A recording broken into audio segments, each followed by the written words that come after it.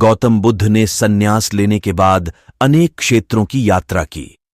इस दौरान उन्हें तरह तरह के लोग मिले। कोई अपनी परिस्थिति से परेशान तो कोई उनके रूप और व्यक्तित्व से हैरान। एक बार वह एक गांव पहुंचे। वहां एक स्त्री उनके पास आई और उनसे बोली, आप तो बिल्कुल किसी राजकुमार की तरह लगते हैं। क्या मैं जान सकती हूं कि इस युवा अवस्था में आपके गेरुआ वस्त्र धारण करने का क्या कारण है?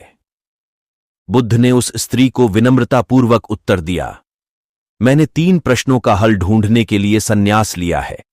यह शरीर जो युवा व आकर्षक है, जल्दी ही वृद्ध होगा, फिर बीमार होगा और अंत में मृत्यु अवस्था में चला जाएगा। मुझे वृद्धावस्था, बीमारी एवं मृत्यु के कारण का ज्ञान प्राप्त करना है। इसलिए फूल सूंघकर और प्रसाद खाकर माता को भोग लगाते थे। रामकृष्ण परमहंस उनकी बातों से प्रभावित होकर उस स्त्री ने उन्हें भोजन के लिए अपने घर आमंत्रित किया। मगर उस स्त्री को गांव वाले पसंद नहीं करते थे। शीघ्र ही यह बात पूरे गांव में फैल गई, महात्मा बुद्ध उस स्त्री के घर भोजन करने जाने वाले हैं। गांव के लोग उनके पास आए और आग्रह किया कि वह उस स्त्री के घर भोजन करने ना जाएं। कारण पूछने पर उन्होंने बताया कि वह स्त्री चरित्रहीन है। बुद्ध ने गांव के मुखिया से पूछा, क्या आप भी मानते हैं कि वह स्त्री चरित्रहीन है? मुखिया ने कहा, मैं शपथ पूर्वक कहता हूं कि वह स्त्री बुरे चरित्र वाली है। कृपया आप उसके घर न जाएं। इस पर्वत पर जाने से डरता था रामायण का बाली।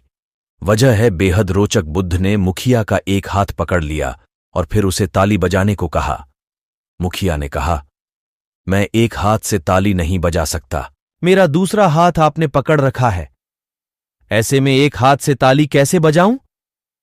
बुद्ध बोले, जैसे एक हाथ से आप ताली नहीं बजा सकते, वैसे ही वह स्त्री खुद चरित्रहीन नहीं हो सकती जब तक इस गांव के पुरुष भी चरित्रहीन ना हों।